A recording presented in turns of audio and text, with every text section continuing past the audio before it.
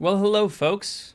So, recently I did a video. In fact, it might even be the last video that came out beginning of January. I did a video on what I would do if I was starting my author career in 2025. And I think it was a good video. And as I went through each of the 5 pieces of sort of my basic plan for if I was starting an author career in 2025, I realized that each of the topics probably just needed its own video, because it's one thing to hear someone say, well, this is what I would do. This is the piece of advice I would give.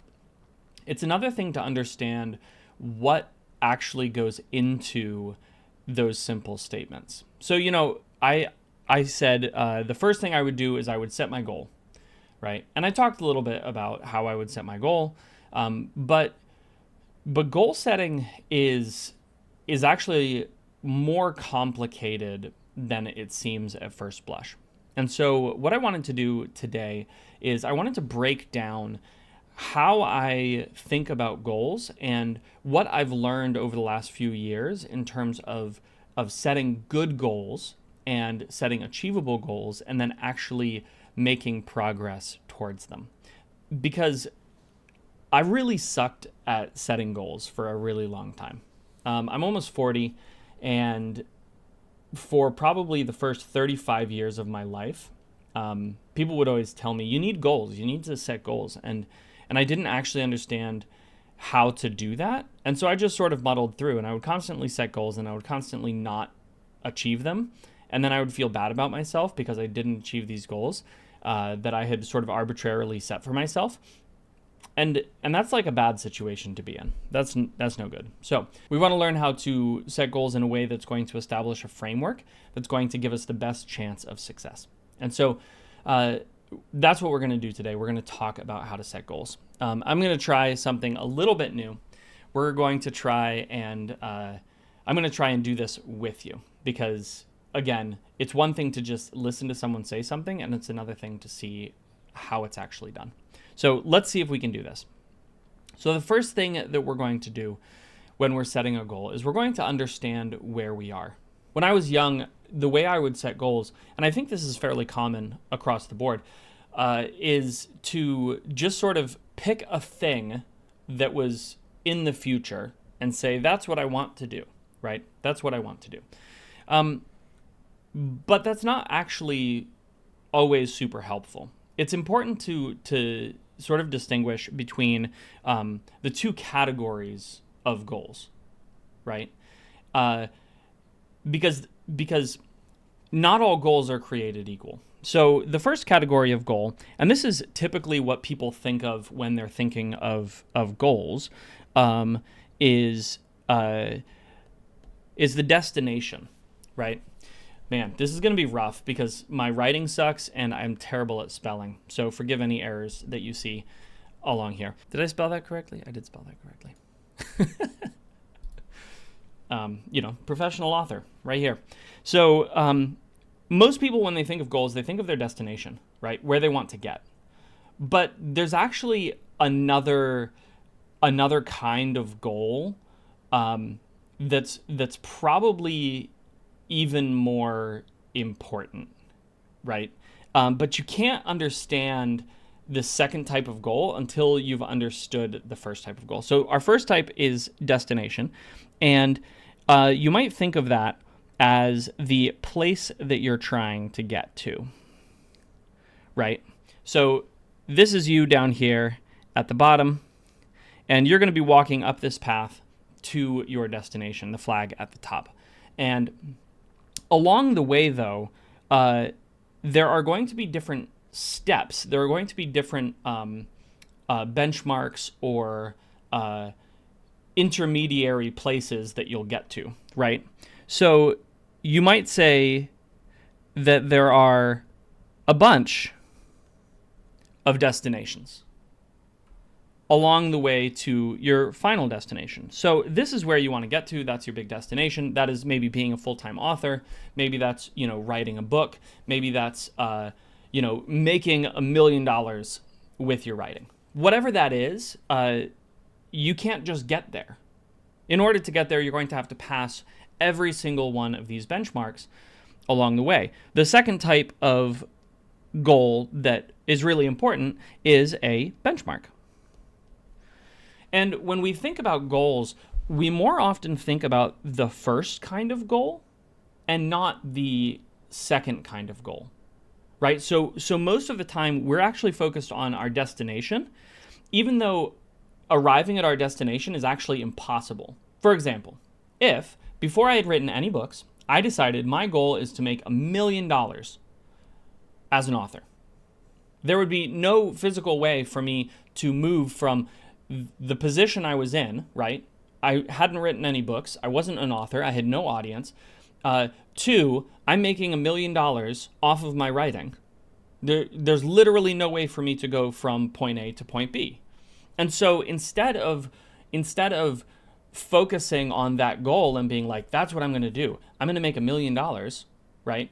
What I need to do is I need to understand that $1 million might be my destination, but the benchmarks that I have to hit in order to get there are completely different, right?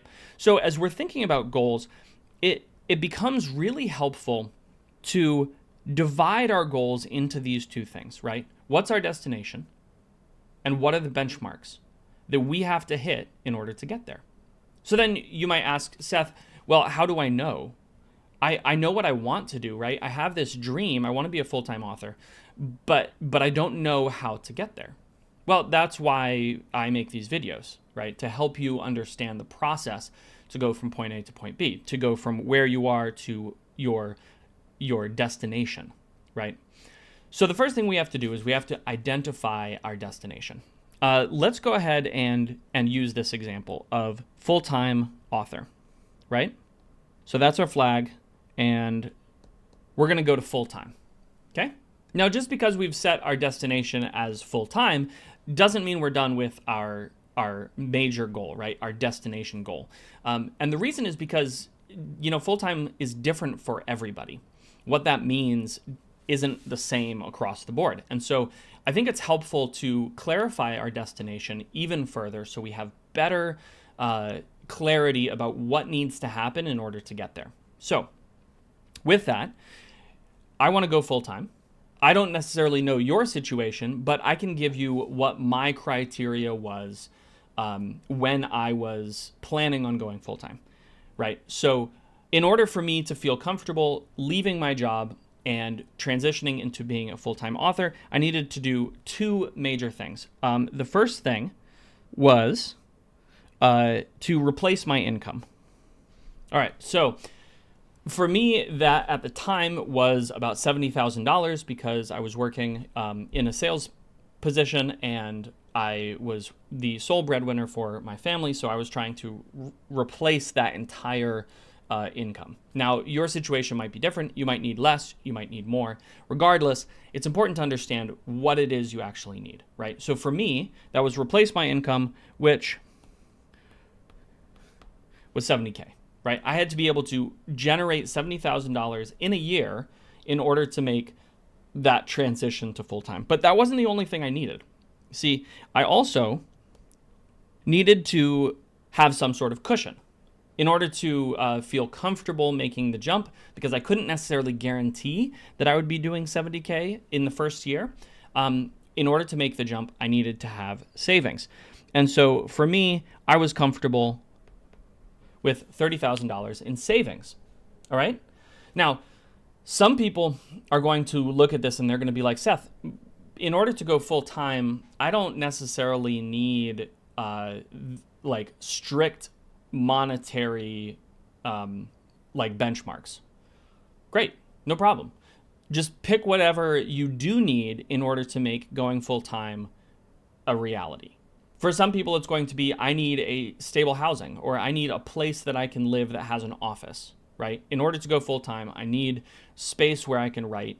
I happen to have that, and so that wasn't as big a priority for me. But again, everybody's priorities are going to be different, and this is why it's so important when you're picking your destination to clarify what exactly you mean, right? And the more detail you can add to your destination, the better, But I think this is good for now, right? In order to go full-time, what do I need?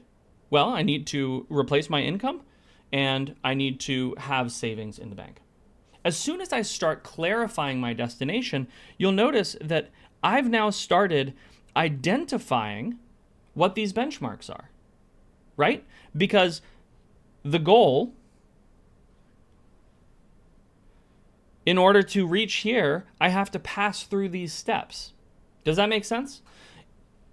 As I'm walking on this journey of writing, going towards this destination of being a full-time author, I have to pass each of these benchmarks in order to get there. And so by identifying what it is I'm trying to do, right, which is go full-time, and identifying what it is that I need to do in order to get there, well, I've started giving myself goals. Okay, so what's our next step? Our next step is very simple. We're going to take our first benchmark, right? The first one we want to achieve, and we're going to identify what we need to do in order to get there.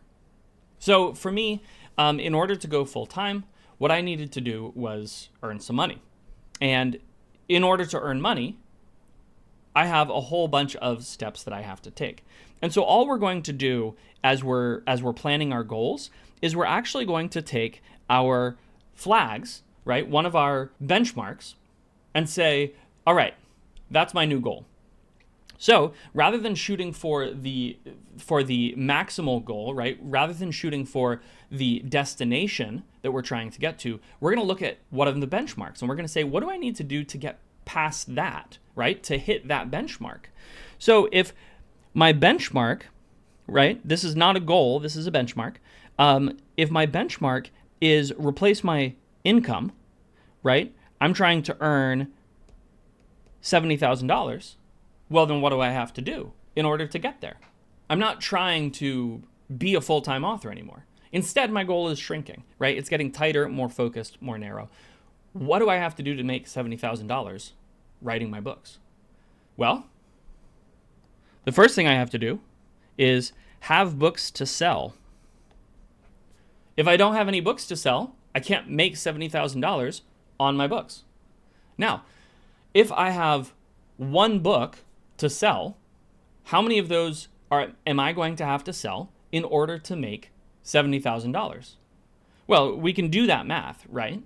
If I'm selling an ebook for $2.99, right, which is the price of Nova Terra Titan, my first book, if I'm selling it for $2.99 and I make $2.09 off of that book, which is the 70% royalty, then I'm going to have to sell 33,500 copies of my book if I want to make $70,000. Okay, so that's a lot of copies to sell of one single book. Now, if I have 2 books out, then I only have to sell like 17 or 18,000 copies of each book. And if I have 3 books out, then I'm only selling like 11,000 copies of each book. And if I have 4 books out, well, you get the picture, right? And so as soon as I move from I want to be a full-time author to, okay, I have to make $70,000 to, all right, I have to have books to sell in order to make that $70,000. And how many books do I have to sell in order to make that money? You can see that I'm clarifying what I have to do, right? Either I need to write one really good book that I'm going to be able to market in such a way that I can get that 33,500 copies sold, or I have to write lots of books and I have to sell fewer of them, but I still have to sell them, right? And this is where when I talked about in the previous video, I talked about in your goal setting, you want to understand where you are in this process, right? You want to understand what benchmarks you have to hit in order to achieve your goal. So if my goal is if my destination is become a full-time author, and in order to become a full-time author, I've got to replace my income, right? And I've picked a number for that. And in order to hit that number, I have to have books to sell Well, then all of a sudden, I have added a new benchmark, right? Because now my benchmark of have books is going to be right here. I need to have books. And so before I can even think about making $70,000 off of my books, I have to have them. And so that gives me a new benchmark. Great. I don't have that yet? Cool. Guess what that is? That is my new benchmark. It's the new thing that I need to do, right? So I hope this is clear, right? I hope that you understand how this process works. We work from top to bottom, where we say, what is my destination? And then let me just walk backwards. What is everything that I need to do in order to get there? And then after I identify that, I go one step lower. What is it that I need to do in order to get there, right?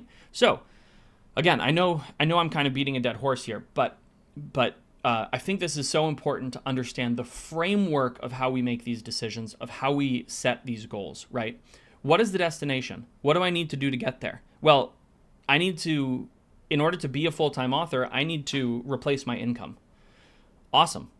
In order to replace my income, what do I need to do? I need to have books. Okay, cool. In order to have books, what do I need to do? Well, I need to write them. Okay, in order to write books, what do I need to do? Well, maybe I need space. Maybe I need a writing habit. Okay, cool. In order to get the space, what do I need to do? Do you understand how this narrows your focus? And eventually it gets to the point where you say, oh, what I need to do is I need to clear off my desk. That's it. In order to become a full-time author, I need to clear off my desk. Okay, cool. When am I going to do that? Well, why don't I do that right now? Or why don't I schedule that for tomorrow? Cool. So tomorrow I'm going to clear off my desk. And then I clear off my desk and I say, well, what's next? Well, I've got this entire list now, right? I've got all of these checkpoints all along the way that are going to help me understand what it is I need to do next. Too often when we're setting goals, we focus completely on this destination. And focusing on the destination is good to a point. It's good to keep it in mind, but it's not super helpful in actually achieving anything. If we want to achieve something, we've got to go all the way to the bottom. We've got to start with the first benchmark, with the first thing that needs to happen. And then we need to execute on it. And once we execute on it, we can keep walking up the hill. And as long as we do that, as long as we execute on the next thing and execute on the next thing and execute on the next thing, guess what? We're going to get there. We're going to get to our destination. It's inevitable, right? If you put one foot in front of the other, you will get there. You know, you might end up in a place that's slightly different from what you initially envisioned, but that's okay. It's going to be better than what you initially envisioned. Simply putting one foot in front of the other, simply taking each action one step at a time, is going to benefit you tremendously. And as you think about what it is you want to achieve this year, as you think about what it is you want to achieve with your writing, with your author career, I'd really encourage you to use this framework, to really spend the time to do this, to detail it out. Okay, what is my destination? What do I need in order to achieve that? What do I need in order to achieve that benchmark?